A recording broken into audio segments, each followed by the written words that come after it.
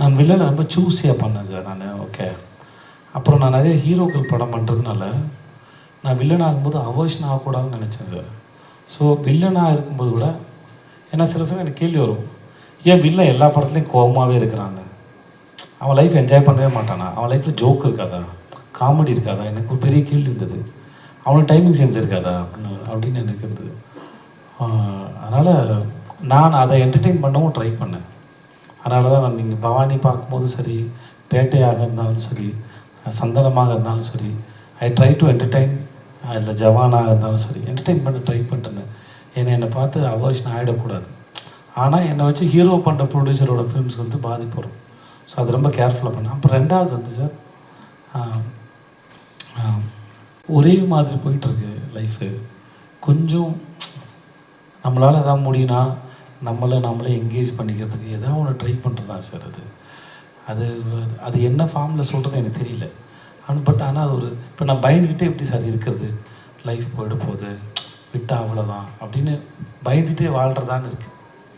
அதை விட வாழ்ந்தான் அப்படின்னு இருக்கிறது பெட்டர். ஓகே, ஒருத்தன் வந்தான், ஓகே அவன் இப்படியானா இந்த மரத்துக்கு தவனா, அந்த பள்ளத்தில் குதித்தான், அந்த மேட்டில் ஓடினான்னு ஏதோ ஒன்று சொல்கிறாங்கல்ல, அது அந்த மாதிரி வாழ்ந்தேன்னு ஒரு at least I try to make myself happy.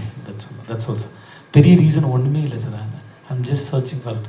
I just wish for it. நான் அதை செய்யணும்னு ஆசைப்பட்டேன், அதை செய்யும்போது சின்ன வயசுலேருந்து வில்லனாக பார்க்குறமே, ஏன் கோபமாகவே சுற்றுறானுங்க அப்படியே இருக்கே. அதனால் அதை எனக்கு இன்னும் வந்து என் படங்களில் வந்து வில்லனுக்கு இன்னும் லவ் சாங்லாம் வச்சா நல்லா இருந்திருக்குமே கூட யோசிச்சிருக்கேன் நான்.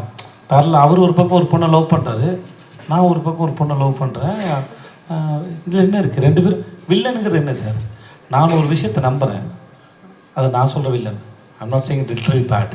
சந்தனம் மாதிரி ஒரு ஆளையோ பவானி மாதிரி ஒரு ஆளையோ நான் சொல்லலை. ஜென்ரலாக நான் ஒரு கருத்தை நம்புகிறேன், நீங்கள் அது ஒரு கருத்தை பிடிக்கல, ரெண்டு பேரும் ஏதோ ஒரு ஆர்குமெண்ட்டில் ஏதோ சண்டையில் நீங்கள் எனக்கு வில்லனாகவும் நான் உங்களுக்கு வில்லனாக மாறி போயிடுறேன். அந்த மாதிரி கதைகளும் வரலான்னு சில சமயம் தோணும் எனக்கு. ஓகே, எதுக்கு அத்தனை சீரியஸ் இருந்தது சார்? இன்னும் ஒரு 2 கேட்பேன் சார், கேளுங்க சார். ஏன்னா நான் வந்து கேரளாவில் ப்ரெஸ் மீட்டுக்கு வந்தேனான்னு எனக்கு வந்தது இதான் ஃபஸ்ட் டைம் நினைக்கிறேன் படம் சக்ஸஸ்க்காக வர்றது. எஸ் சார், ஒரு நிமிஷம் சார், புதுசாக யாராவது கேட்கட்டும் சார். சார் உங்கள் ஃபிலிமோகிராஃபி பார்க்கும்போது you have done different kind of roles. இப்போ நாயகனாയിട്ടും വില്ലനായിട്ടും ക്യാരക്ടർ റോൾസ് അങ്ങനെ. But when it come to this film, ഇത് എவ்வளோ സ്പെഷ്യൽ? ஏன்னா ഇതിൽ എന്താ പറയുക, എന്ത് വേണോ പറയാം, ചോദിക്കാൻ ഒന്നും മറന്നില്ല. நோ ப்ராப்ளம் சார், கொஞ்சம் கழிச்சு சொல்லுங்கள். நீங்கள் மலையாளத்தில் ஃப்ரீயாக சொல்லுங்கள் சார், புரிஞ்சிருச்சு. അല്ല പ്രതീക്ഷ എന്തോ പറഞ്ഞിട്ട് പേടിപ്പിച്ചു കളഞ്ഞു, അതാണ്.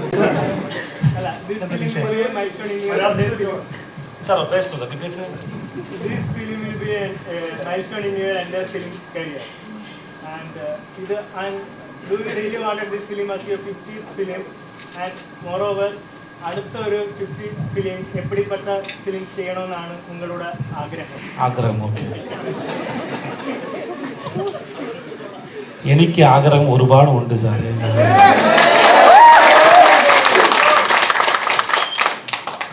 சார் இப்போது நான் சொல்கிற பதில் it not a hurt you. நான் நிறைய மைல்ஸ்டோன் ஃபிலிம்ஸ் பண்ணியிருக்கதான் நான் நம்புகிறேன். Kadaisi Vivasayi is one of the great sir. Super Deluxe one of the great. Seethakaathi is one of the great. இந்த மாதிரி மைல்ஸ்டோன் ஃபிலிம்ஸ் நான் நம்புகிறேன் சார். 96 நான் நம்புகிறேன் சார். விக்ரமே தான் நான் நம்புகிறேன் சார். ஸோ இந்த மாதிரி நான் எனக்கு இதுக்கு நான் நிறைய சூதுகோம் இருக்குது சார். இந்த மாதிரி நிறைய இருக்குது சார். அதாவது ஒரு கைட் சார்.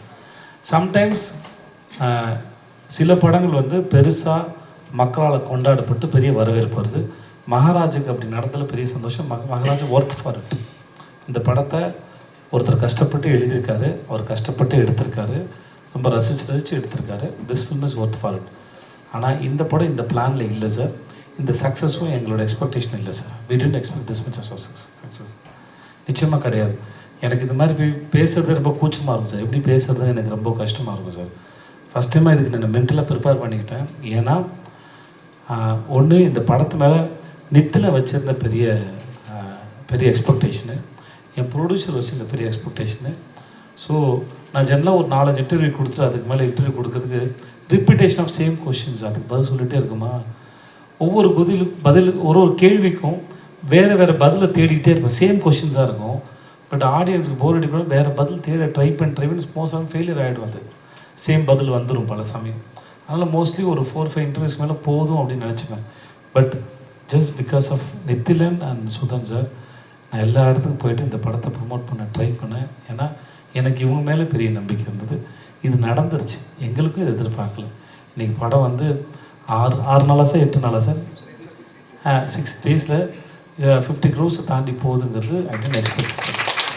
நான் இந்த நேரத்துக்கு, இந்த மக்களுக்கு, இந்த press and media people, everybody ஏன்னா எனக்கு பயம் இருந்தது சார். எலெக்ஷன் ரிசல்ட் வேறு வந்துச்சா. ஸோ நாடு பெரும் கொண்டாட்டத்தில் இருக்க போதா, என்ன நடக்க போகுதுன்னு தெரில, பக்கத்தில் வேறு வருது, தாங்குமா அப்படிலாம் இருந்தது. ஸோ இதெல்லாம் தாண்டி இந்த படம் வந்து இப்படி ஓடினதில் எங்களுக்கு பெரிய சந்தோஷம் சார். Okay sir. அப்புறம் எல்லா படமும் இப்படி ஓடணும், எல்லா நடனன்ற ஆசை சார்.